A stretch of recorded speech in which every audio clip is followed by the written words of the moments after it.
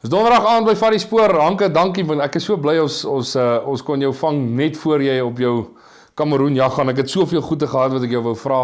Verona was laasweek hier by ons, sy het gevra oor die oop areas in die wildsplase soos wat ons hom ken hierso in Namibië en so aan. So ek is bly jy kan ons join. Ag, ek is ook bly, Stefan, was lekker om hier net voor ek weg gaan 'n bietjie tyd met jou spandeer. Ja, ek gaan hierdie episode totaal en al wy aan die kykers daar buite wat net soos ek bietjie van hierdie goed wil weet. Mense kry so min die geleentheid om met ouens soos julle en onthou as ander ouens wat ander dele van die wêreld op jag maak. Ek meen hierdie reënwoud waarvan jy altyd praat in die savanna. Hier se ou begin hom sommer lekker om 'n kampvuur droom oor hierdie ding as jy. So ek wil sommer wegspring en vir jou vra. Kameroen het 2 areas, maar hulle is soos die ooste en die weste van mekaar verskil. Jy kan nie dink dat daai 2 pole in een land in so 'n klein landjie eintlik voorkom nie. Daar's 'n reënwoud tipe jag en dan's daar 'n savanna jag, is ek reg? Verduidelik bietjie vir ons die verskil tussen die 2, die bokke wat daar voorkom, en dan gaan ek jou maar hier en daar in die rede val met 'n vraag. 100%.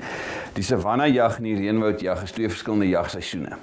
So jy kan nie regtig van die een na die ander een skuif nie. Hy stop en dan 'n maand later begin die reënwoud.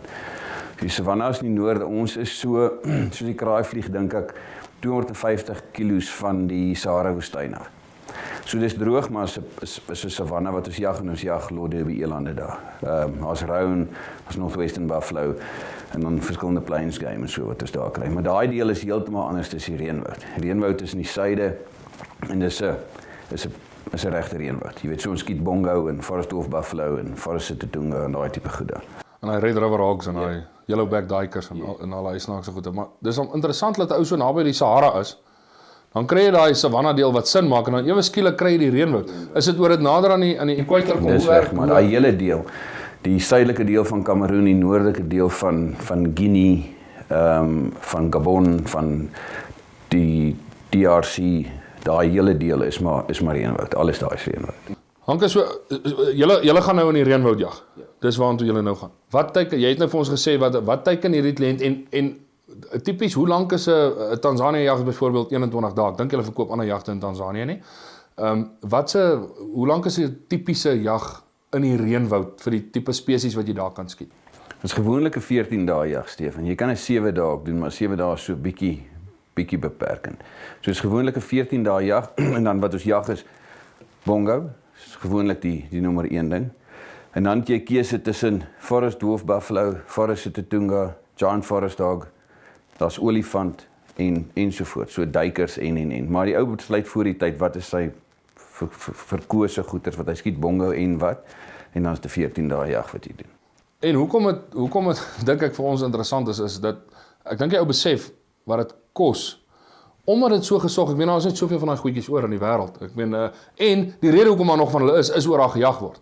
Hulle word opgepas. So daai astronomiese dollarbedrag wat vir 'n bongo betaal word, verseker dat daar nog vir 'n jaar of 2 of 10 bongos gaan wees, as ek reg. Ons het gespot voor die tyd oor bongo biltong. Wat sal daai biltonge ou kos as 'n ou die bongo wil huis toe bring op rand 'n kilogram? Ek weet nie wat dit gaan kos rand per kilogram nie. 'n Bongo jag is afhangende waar jy dit doen en is gewoonlik tussen 'n 40 en 'n 50,000 US$ jag vir die 14 dae. En dan die bongo en die buffel ingesluit. So, dit is maar dierjag en as jy dit gaan uitwerk in kilogram per biltong, gaan jy redelik duur biltong hê. Ja, jy gaan redelik duur biltong. As daar 'n paar ouens wat Suid-Afrikaners wat al daai goed gejag het, wat ek nie hoop hulle vrouens kyk dit nie, want ek weet nie hoe eerlik die manne altyd is oor wat die rekening van. Maar kyk, ons het 'n spesiale prys vir Suid-Afrikaners. Ja, dit is mos altyd Suid-Afrikaners het altyd 'n spesiale prys. Hoor hierso, Hanke, en dan julle gaan nou die reënwoudjag doen, maar vertel vir so 'n bietjie, jy het al vir my sulke naai stories vertel van die savanna jagte, van hoe groot daai areas is en hoeveel dae jy al agter 'n kwes eland aangeloop het. Vertel 'n bietjie vir ons gou daai staaltjie, hoeveel jy kliënt se naam te noem van die eland wat so op julle afgestap het en waar jy het op die ou het opgeëindig. Ja, ek gaan nou nie 'n lang storie daarvan maak nie, maar dis gewoonlik 'n baie hard en fisiese jag en jy het 14 dae nodig want dis hoeveel jy nodig het om maar goed te kry. Jy sien hulle gewoonlik van die bakkie af nie. So jy werk alles op spore. En snaaks genoeg, die eerste dag wat ons daar is, sien ons elande weghardloop van die bakkie af en ons klim af en ons maak reg om hulle te volg en ek loop in die paadjie af sodat ons net kan deursny en op die spore kan begin werk wat nou 'n hele dag proses gaan wees. En terwyl ons in die pad loop, kom 'n bil op ons afgestap wat niks te doen het met die groep nie. Dit was 'n bil heeltemal op sy eie. En omdat dit so verskriklike groot bok is die eerste keer as jy hom sien, hy staan baie hoër op sy voete as wat 'n gewone eland is en sy horings is groot. En ons was nie reg nie. My geweer is nie reg nie. My kliënt sit 5 meter agter my toe ons in die pad gaan sit. En ewe skielik staan die stap hierdie verskriklike groot ding daarin. En ons kon toe nie anders nie. Ons moes 'n skoot skiet op hom en ons skiet skoot op hom en die skoot was nie so goed soos wat dit moes nie. En 'n lang storie kort te maak, 3 dae later, ek weet nie, 60 kilos van waar ons hom afgeskiet het, eindig ek in 'n ander ou se kamp op, agter die ding aan. Lang storie kort te maak om weer by die kamp uit te kom. Ek dink my 8 ure gevat om by die kamp uit te kom met 'n voertuig.